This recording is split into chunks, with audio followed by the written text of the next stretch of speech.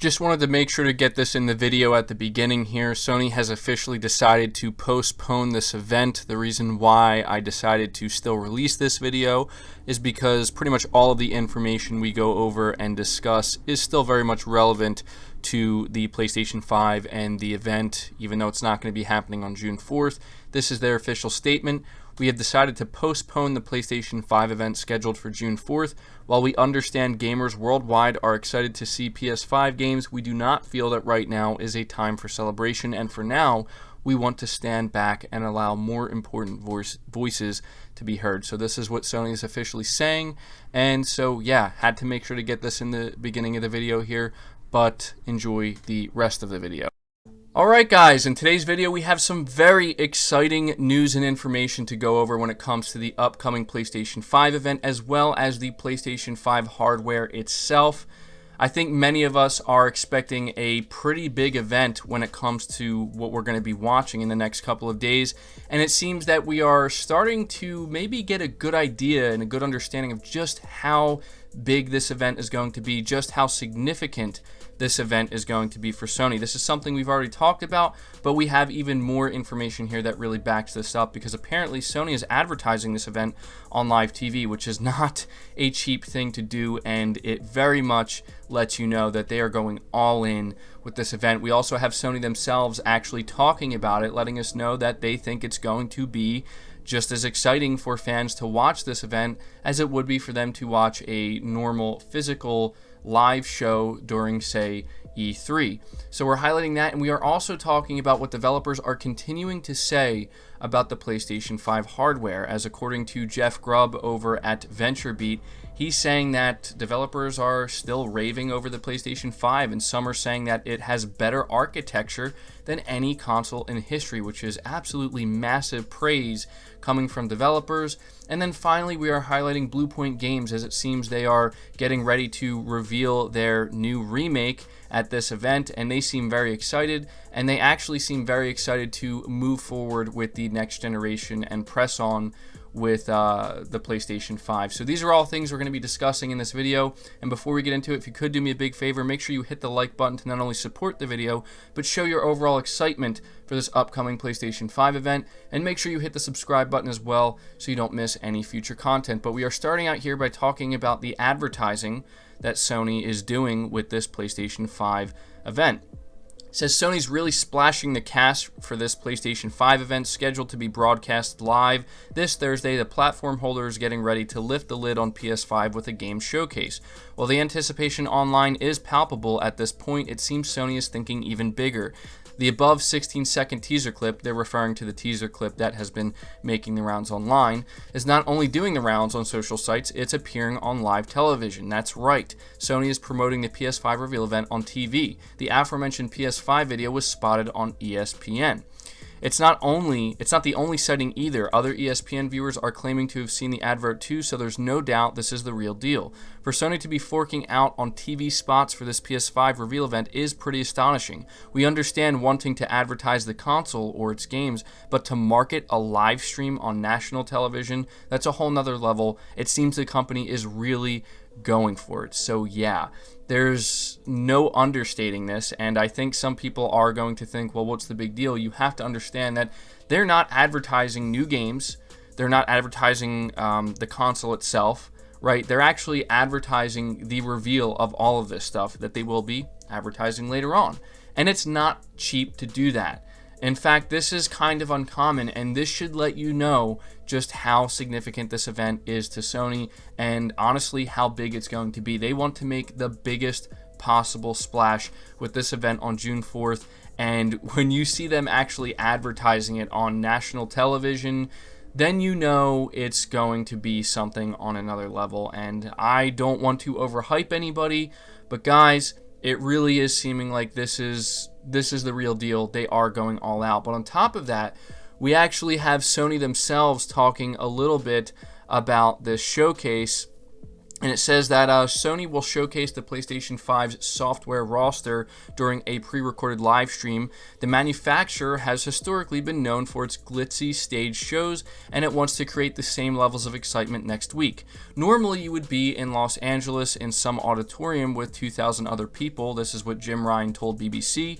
You'd be able to cut the adrenaline and the testosterone with a knife. We've got to find a way to do that and give the community a little bit of a jolt. When you watch the show next week, I think you'll see that we've been able to do that. He made a similar statement when speaking with GamesIndustry.biz. That's the challenge I've set for the teams. Try to get that community, the 100 million people, and all of the people who don't have a PlayStation we'd like to talk to, just as excited as if they were in the E3 auditorium, as if they were as they're watching the stream. So yeah, I had to mention this as well because this goes hand in hand with the actual advertising we're seeing for this. And I'm not gonna lie, man, when I hear Jim Ryan say that he thinks that after we see the stream, he thinks we will believe that they've been able to achieve that, which is basically provide a jolt and really get people like extremely excited and very hyped up. I think this is the moment we've been waiting for, guys. I don't want to, again, overhype anybody because that could potentially lead to disappointment, but I do think it's safe to say, and I'm confident in saying, that you should go into this feeling pretty excited because it's going to be a big deal, and I am obviously very much looking forward to it. So moving on from that, we're talking about what developers are saying about the PlayStation 5's architecture. It says here, over the last few months, we've seen numerous developers comment on the PlayStation 5, with the vast majority of giving it heaping praise on Sony's next-gen console. Some have been going nuts over its super fast custom SSD, while others have simply pointed out that the machine is a pleasure to work with. The Unreal Engine 5 demo, which was running in real time on PS5, also received a huge amount of positivity, particularly from onlooking developers. But the hype train just keeps on rolling. Following the announcement of Sony's PS5 games reveal event, which is happening this week, GamesBeat writes, quote, "Developers and publishers continue to praise the design of the PS5. Some have told GamesBeat that it has a better architecture than any console in history," unquote. A bold claim, but it's hard not to feel as though there's a genuine buzz surrounding the PS5 from the perspective of actually making games for it. So I had to highlight this because, listen, like, this just backs up everything we've been discussing on the channel, everything we've been talking about. I know there's a lot of people who think that I've been trying to go out of my way to damage control the fact that the PlayStation 5 is considered the less powerful console, but the truth of the matter is, guys, like, there has never been a need for me to actually do that. Not that I would do it, but there's never been the need for it because we actually have had developers ever since Mark Cerny did his deep dive reveal and discussion on this console.